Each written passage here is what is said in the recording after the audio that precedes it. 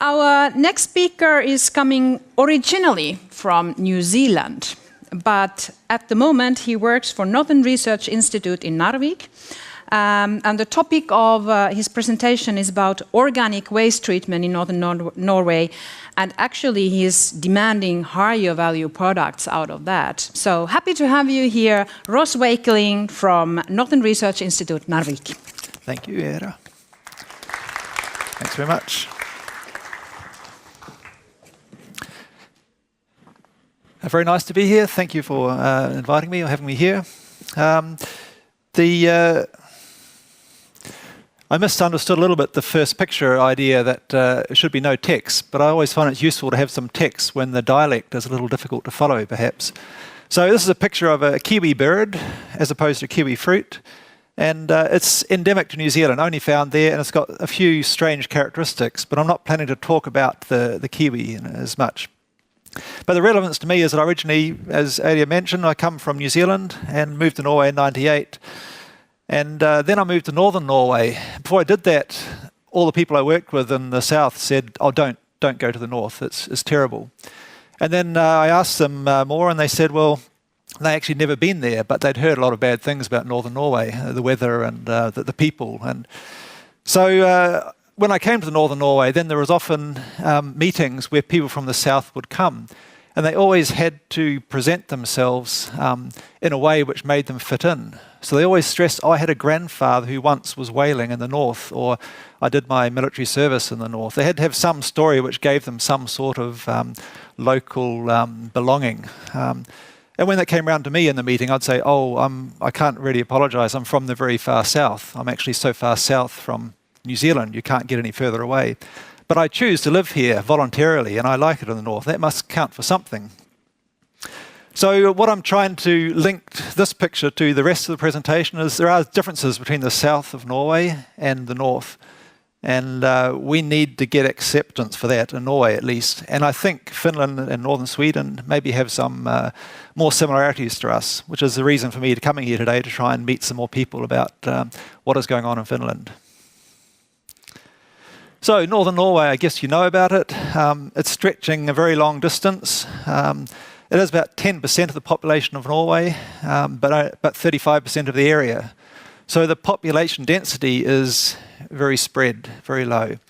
About 4 people per square kilometre compared with 16 on average for Norway. It's also very long and narrow, so it's about 1,700 kilometres in length and only about 40, 50 kilometres wide in some places. Which means we've got large distances to transport materials and waste. And that really affects the economics of trying to get things to work. You are well aware of the challenges of cold climate.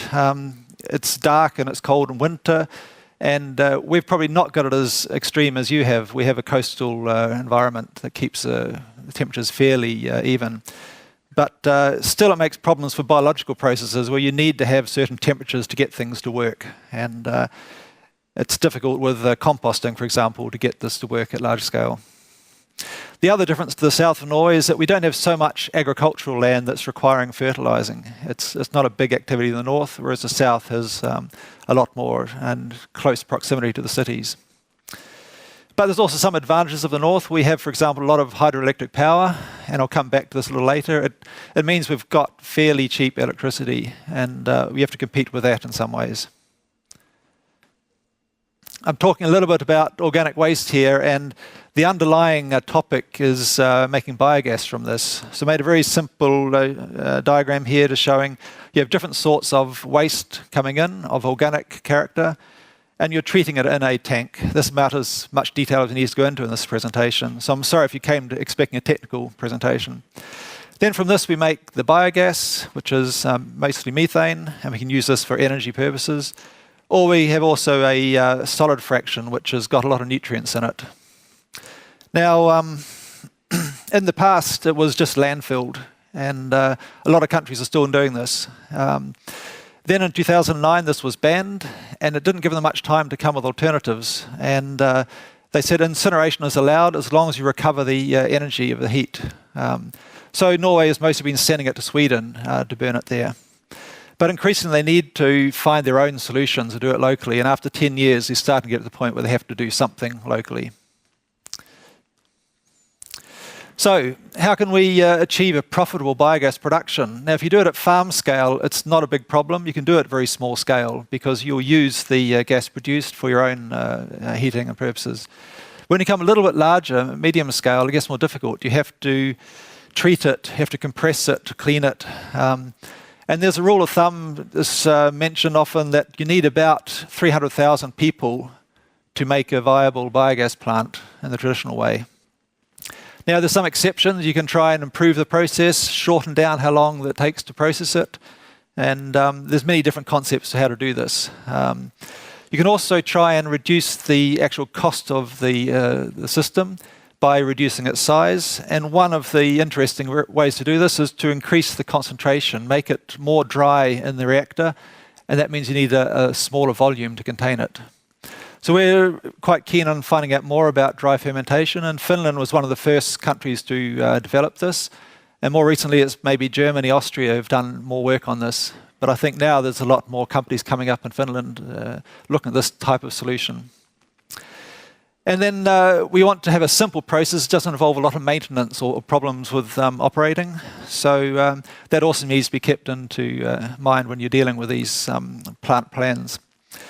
And then finally, if you can make some high value products from the waste, you're better off economically in the process.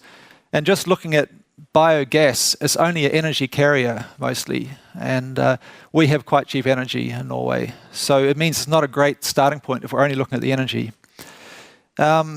But the organic waste, there's a lot of good values that we're not really utilising. There's a lot of nutrients, and nutrients are becoming quite a scarce commodity, phosphorus, for example. So we really need to look at the total value of the organic waste and not just think, oh, we'll just make biogas and we'll burn it and the rest will just burn as well, perhaps.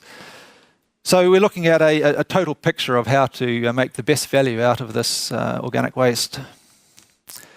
And what has southern Norway done? Well, they have a little easier. They have a lot more people, so they can do these large plants. They choose standard process solution. They're mostly using wet fermentation with a very dilute soup, which gets a long residence time in the reactor. And then at the end, they have this liquid residual product.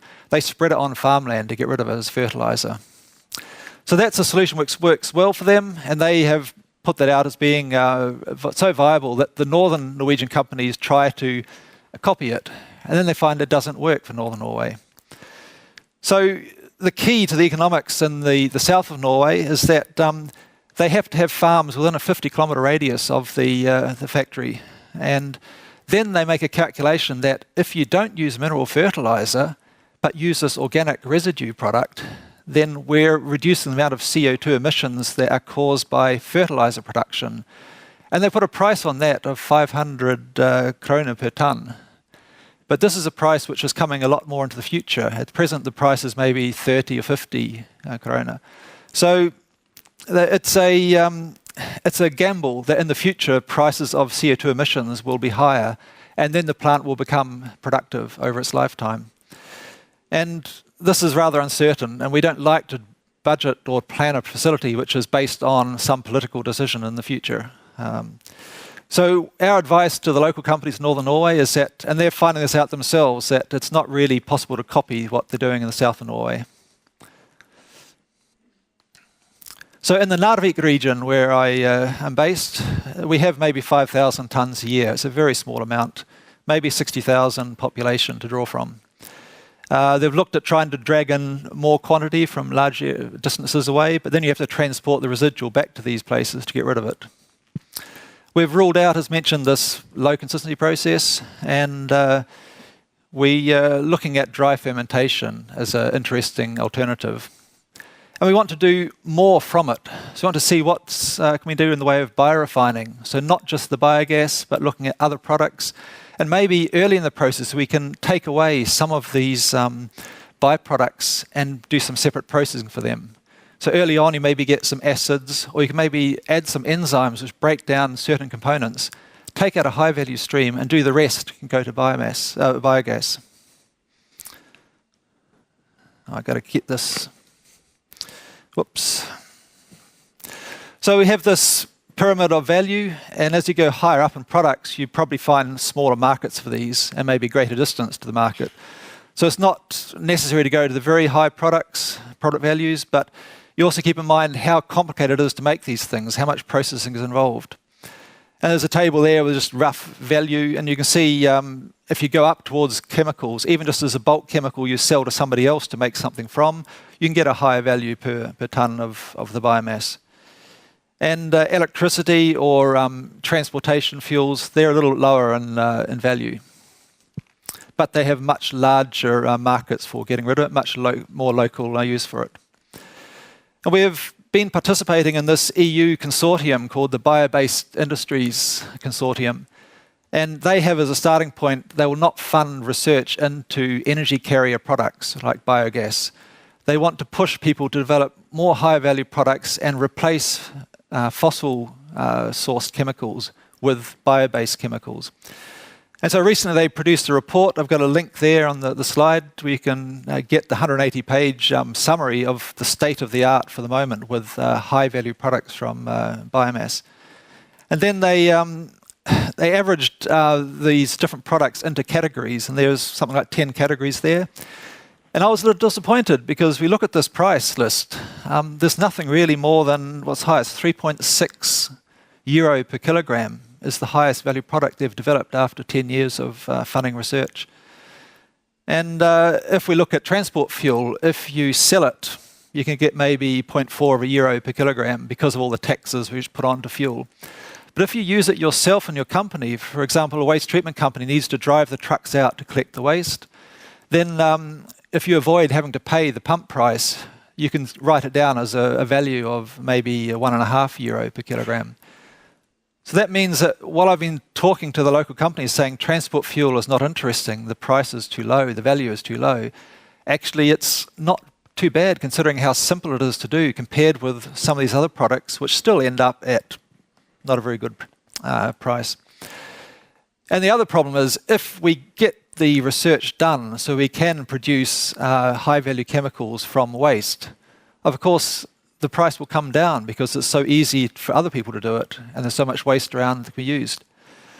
So we don't really have a clear message. I feel a little embarrassed to come and people maybe wanted me to show what Norway is doing with their waste, they're making high-value products, and I think it's difficult.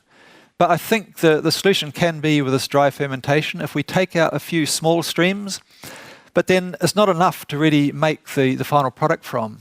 And then I think the idea is to try and combine it with other regions. So many small plants producing a chemical, transport the chemicals to a central place, and that can be then refined, purified, and made into the products. So we need this collaboration between different regions. But that's better than trying to transport wet waste to a central place and do a large processing there, because there will be a residual product. And this residual product will probably be a soil improvement fertilizer. And then they probably don't have the agricultural land that needs this. So you'll be transporting waste back again. So I'm not against biogas. I think it's definitely part of the solution, but it is a C1 process. It comes down to 1 carbon molecules, which means you've taken a very complex material and worked to break it down to something very simple. So if you want to make high-value products, they tend to be larger molecules, and then you need to rebuild these up from the C1 level. So therefore, there should be a focus on trying to extract out these molecules before you break them right down. Get something out early on. And then I'm saying that this can be transported to central processing. I think it's a nice idea. We can get this coordination, but everybody's suspicious of everybody else. They think we want to make the most value. Why should we let them realize the value? And I've mentioned a bit about dry fermentation. I think it gives the possibility to change the liquid in the reactor much more easily. There's less liquid, so you can flush it out and replace it with a new enzyme which takes out a different molecule from the soup.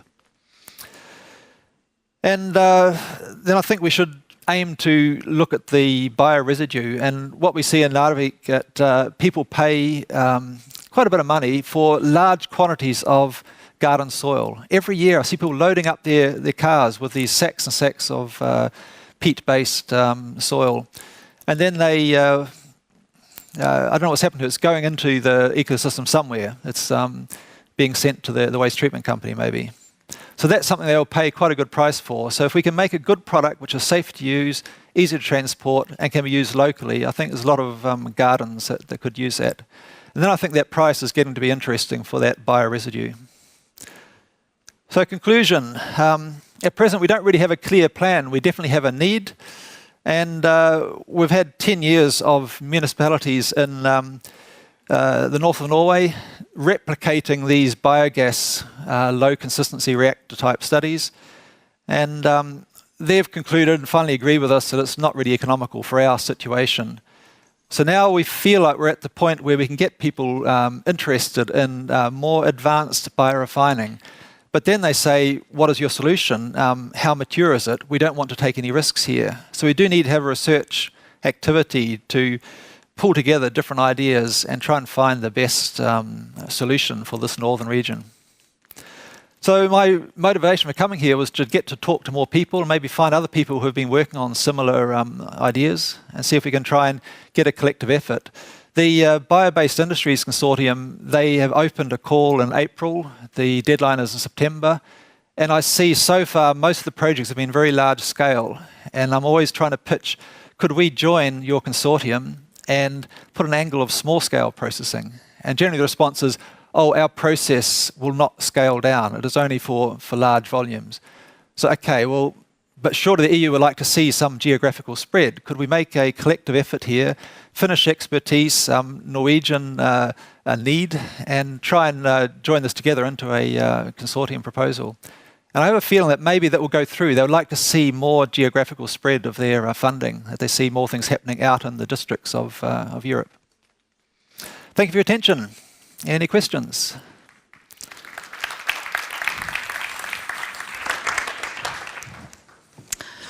Thank you, Ross. We're close to time. Yes, exactly. Sorry. we are a little bit ahead of time, so there is space and time for some questions if you want to ask. Yeah, there you go.